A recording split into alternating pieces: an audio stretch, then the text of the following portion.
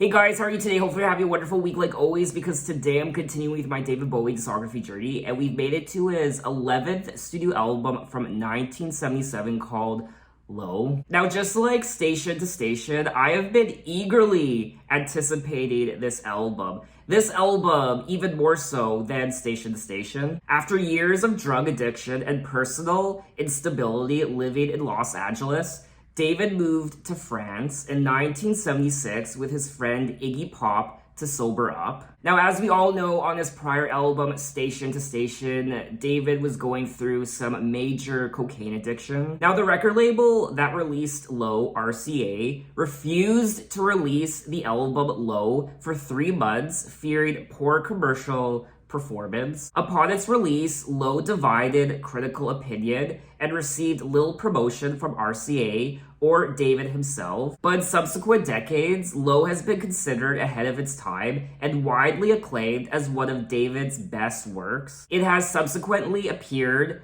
on several lists of the greatest albums of all time. So I guess needless to say, I have huge expectations for this album, which is interesting because initially even RCA didn't believe in this album, and even perhaps David himself. When talking about the album, David said, "I was in serious public decline emotionally and socially. I think I was very much on course to be another rock casualty. In fact, I'm certain I wouldn't have survived the 70s if I carried on doing what I was doing. But I was lucky enough to know somewhere within me that I was really killing myself, and I had to do something drastic to pull myself out of that." Now, there are 11 tracks on Low, and I don't recall hearing any of these songs before. The album is 39 minutes. So let's get into it with track number 1, Speed of Life.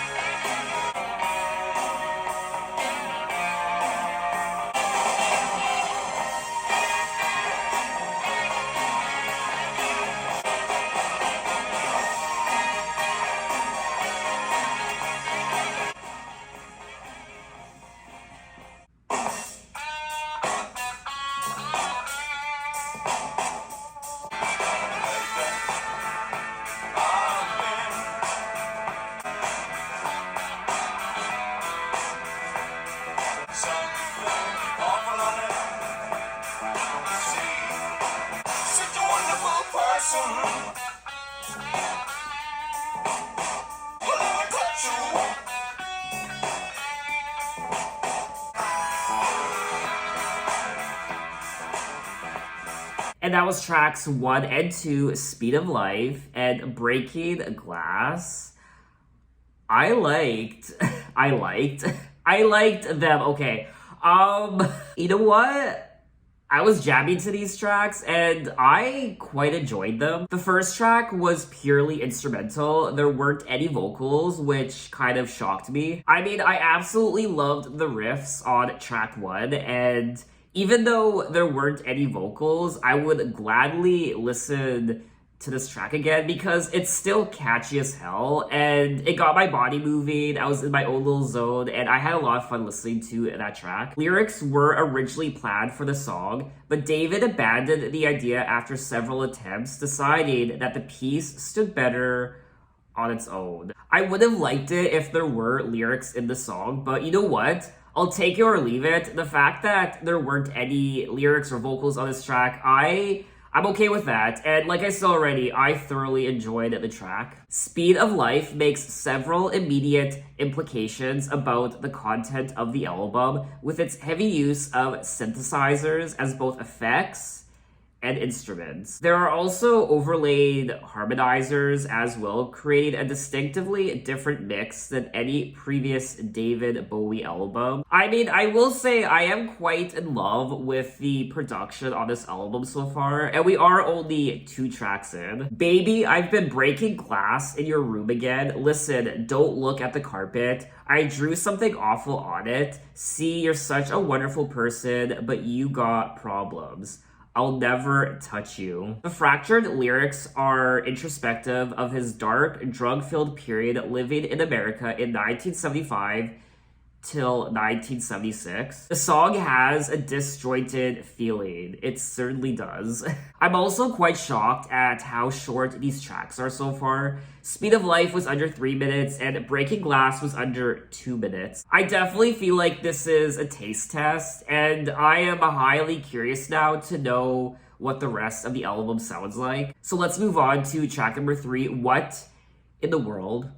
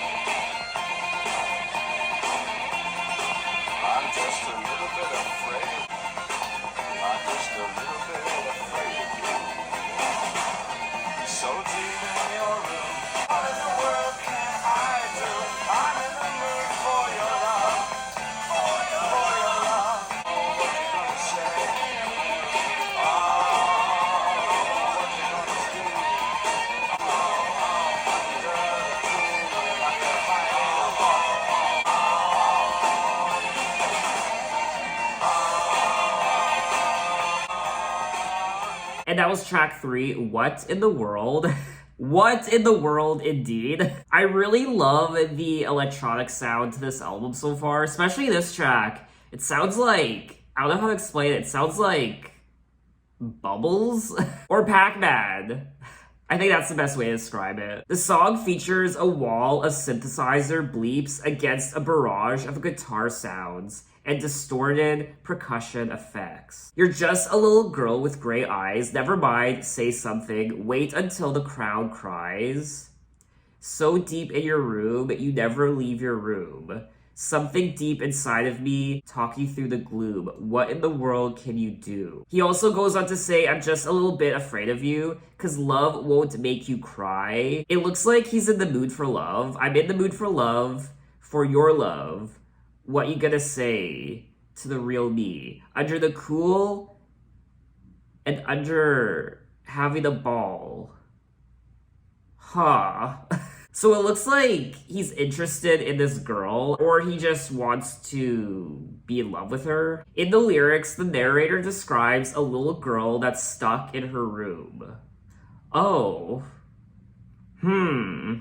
I thought perhaps there would be more to it, but it looks like it's just about a girl stuck in her room. There is a blip-like sound comparable to the sounds later made by Pac-Man. Yes! I'm not the only one, thank God. Okay, I actually did look up Pac-Man on Wikipedia to see when Pac-Man was invented, and it was invented in 1980. So was Pac-Man influenced by David Bowie? Who knows? And once again, there is also something quite disjointed about this song. It almost seems like there's something incoherent about the way he's singing some of these lyrics, especially towards the end of the song where he goes, oh, oh, oh. He's like, oh. I can't really explain it. I mean, so far, 3 tracks in, this is definitely unlike any other David Bowie album I've listened to. I also feel like this is one of those David Bowie albums where I shouldn't read too much into the lyrics, because at the end of the day, I feel like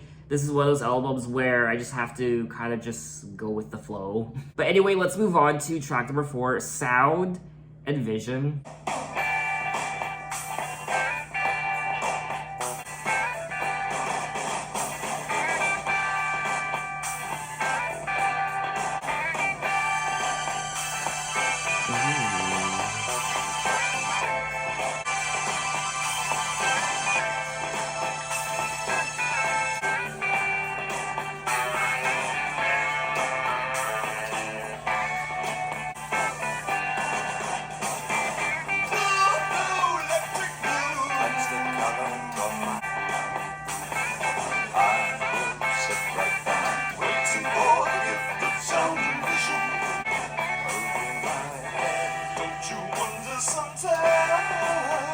but sound and vision.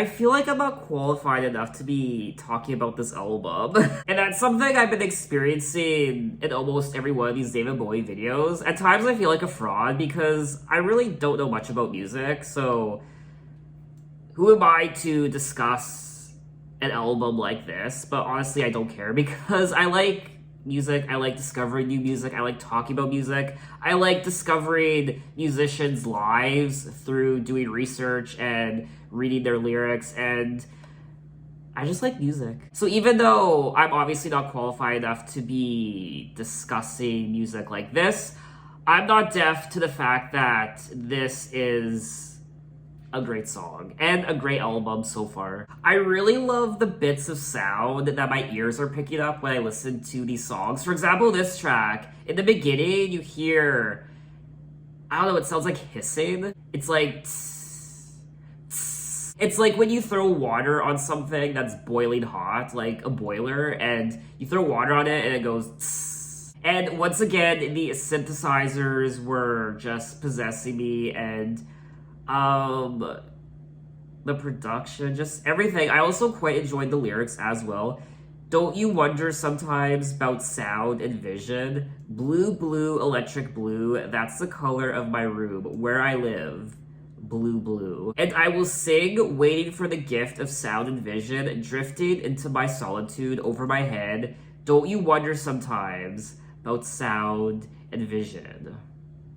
I do. Now, Sound and Vision was selected by RCA to be the first single from the album. The song's lyrics are dark and introspective, reflecting David's mental state after years of drug addiction. Ah, yes, there was also the saxophone in this song, which was played by David himself. And it also looks like he did the synthetic strings as well. It also says that the song's drum sound was achieved through the use of a harmonizer. When talking about the song, David Bowie said, "Sound and Vision is a very sad song for me. I was trying very hard to drag myself out of an awful period in my life. I was locked in a room in Berlin telling myself I was going to straighten up and not do drugs anymore. I was never going to drink again. Only some of it proved to be the case. It was the first time I knew I was killing myself, and time to do something about my physical condition." So it looks like, I don't know, from my understanding, it appears Low is a little bit of a recovery album. Anyway, though, let's move on to track number 5, Always Crashing in the Same Car.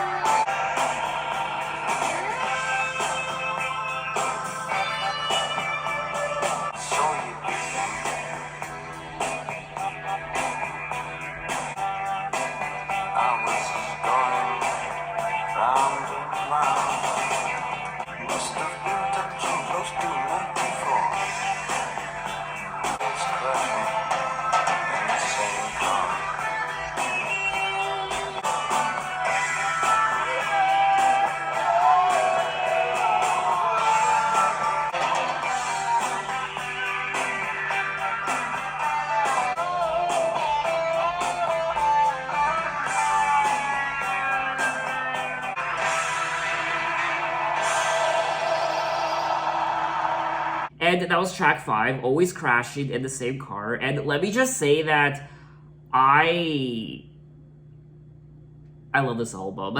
I mean, what's doing it for me is, of course, the production, the more electronic sound, and what I also like about this album so far is there are minimal lyrics in all these songs. The instrumental is definitely the highlight of this entire album so far, in my opinion, and It really is quite captivating for me anyway. Every chance that I take it on the road with kilometers and the red lights. I was always looking left and right, always crashing in the same car. Jasmine, I saw you peeping and I pushed my foot down to the floor. I was just going around and around the hotel garage. Must have been touching close to 94, but I'm always crashing in the same car. The narrator of the song recounts driving at high speed in circles around a hotel garage, continuously checking for danger, yet still inevitably crashing while a girl named Jasmine looks on. Always crashing in the same car. Oh, it's making sense. When initially I thought the song was going to be about David sleeping in the same car, crashing, like someone crashing on your couch. But it's actually about, I guess, crashing, like actually crashing the same car. The song refers to a real life incident in David's life that occurred at the height of his cocaine addiction. Driving his Mercedes, David had spotted a drug dealer on the streets who he believed had ripped him off. In retaliation, David repeatedly rammed his own car into the dealer's car, after which he returned to his hotel and ended up driving around in circles in the hotel's underground garage. It's also reported that Jasmine refers to Iggy Pop, who was supposedly with David in the car at the time. I will say, this is a very consistent album so far, in my opinion, and I've enjoyed all the songs so far, 5 for 5. And I will be honest, I am enjoying this album a lot more than I was Station to Station. I did enjoy Station to Station, it just didn't resonate with me as much as a lot of his other albums. And this album in particular, Low, is resonating with me a lot more than Station to Station. But let's move on to track number 6, Be My Wife.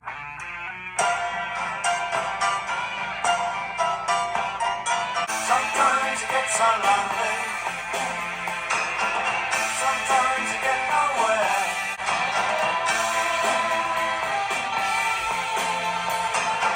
It's been mine. Share my life. Be my wife. Sometimes you get so lonely.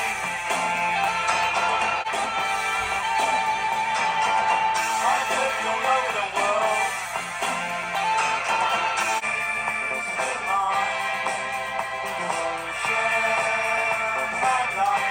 Sometimes you get so lonely.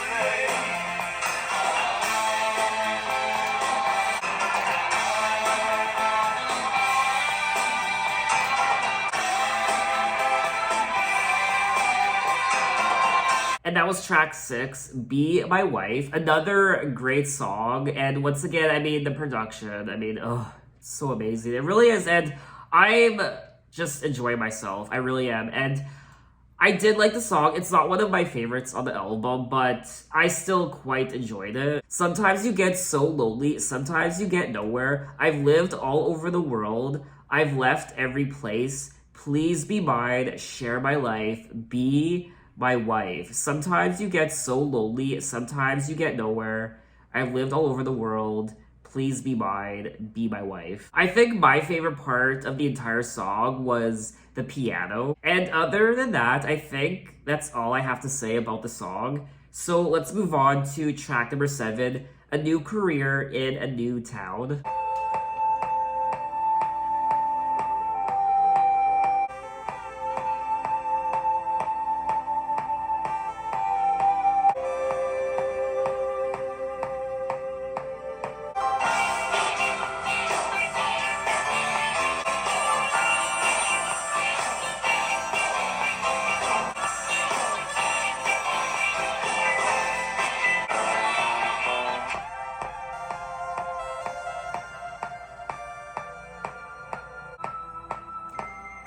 I love this part.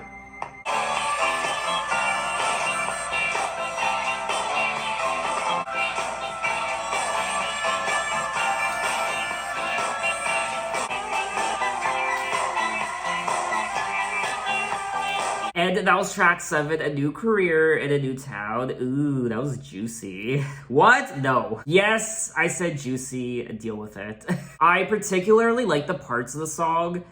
For example, the beginning, the first 30 seconds or so, it was just purely electronic. All you heard were the, I guess, synthesizers and the beat, and that to me was ecstasy. But the rest of the song was great as well. And once again, just like track number 1, this track doesn't have any lyrics or vocals. And I don't mind that. I don't mind jamming along to a David Bowie track that doesn't have any vocals or lyrics. But anyway, let's move on to track number 8, Warszawa.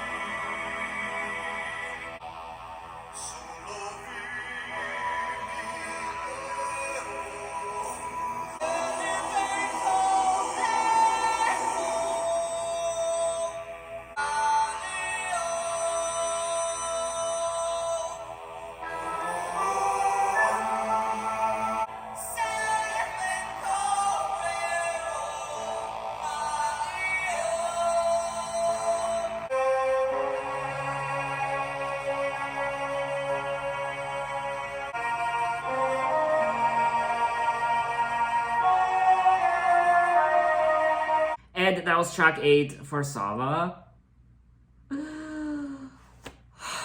Am I still listening to David Bowie? Is this David Bowie? This can't be David Bowie. Is this David Bowie? I am in love. I'm like gripping my MacBook Pro screen right now and I have no idea why.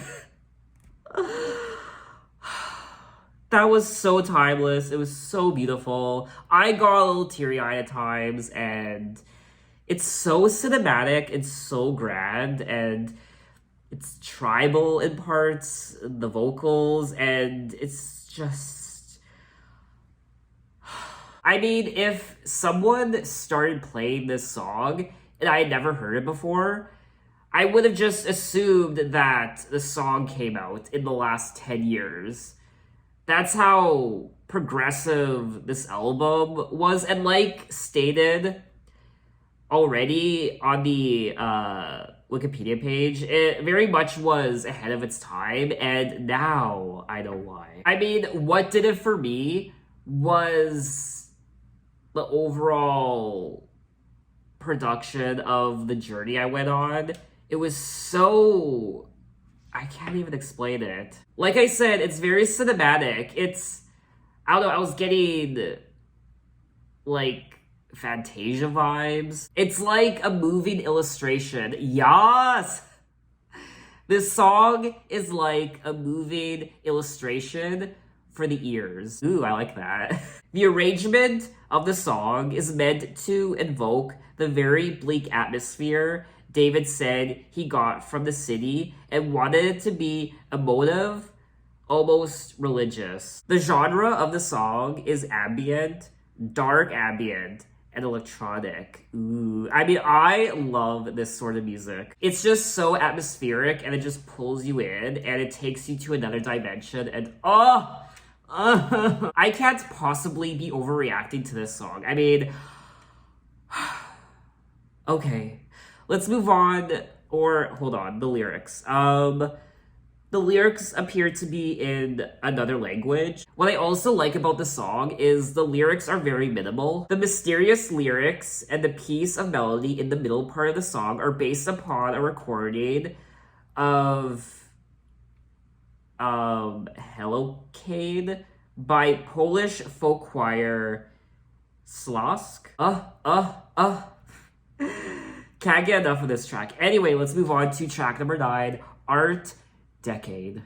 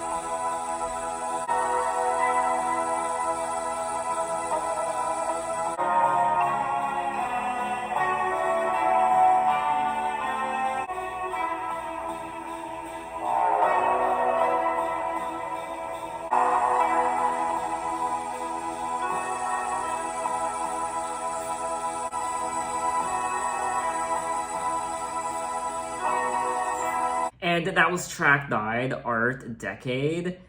And another song on the album that is purely instrumental, and I am in love. It came to the point where, towards the end of the song, I just was looking out my window and I see trees, the tops of trees, and the wind is kind of, I guess, rustling through the leaves of the trees, and I'm watching the clouds above the tree line just glide across the sky as I was listening to the song, and it was so peaceful. It was so beautiful. There is something quite therapeutic about some of these songs. This one in particular, I felt like I was at a spa. It's very tranquil, and there's something quite otherworldly about this album, and I am absolutely in love. I was not expecting to love this album as much as I am.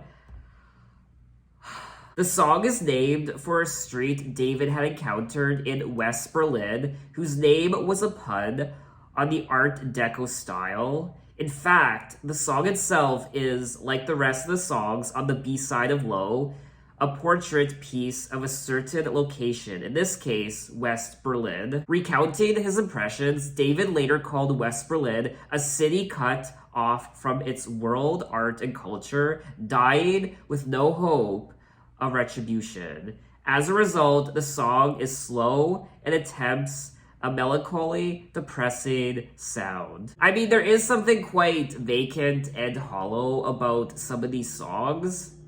Just the atmosphere I'm experiencing, but at the same time, they're so pretty to listen to, and I think they're wonderful. It also looks like some of these songs featured Brian Eno. Brian Eno is an English musician, composer, record producer, visual artist, and theorist, best known for his pioneering work in ambient music and contributions to rock, pop, and electronica. He has been described as one of popular music's most influential and innovative figures. Absolutely in love, absolutely addicted.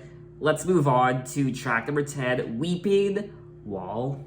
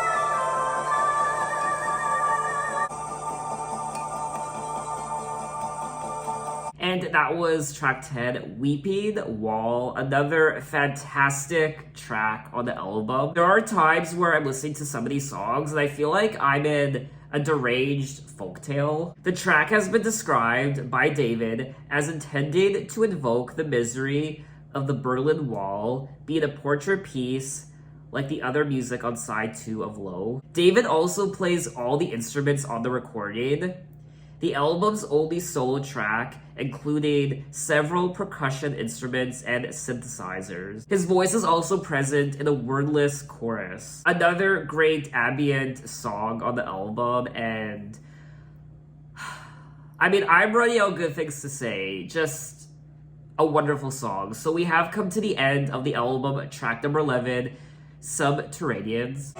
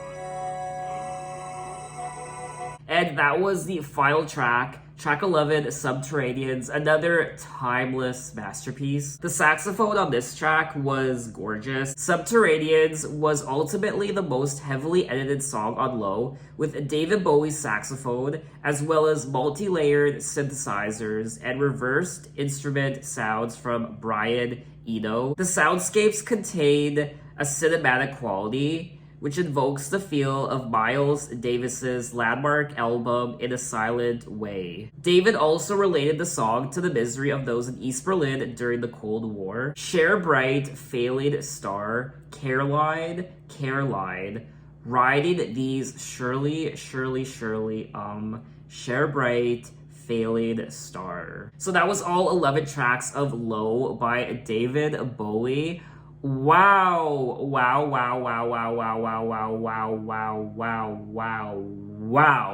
I don't care if I'm overreacting. I'm probably not. I might be, but I was not expecting this album. I was not expecting what I just listened to. What did I just listen to? I'm still wrapping my head around it. Never again will I be able to experience this album for the first time. Ever again.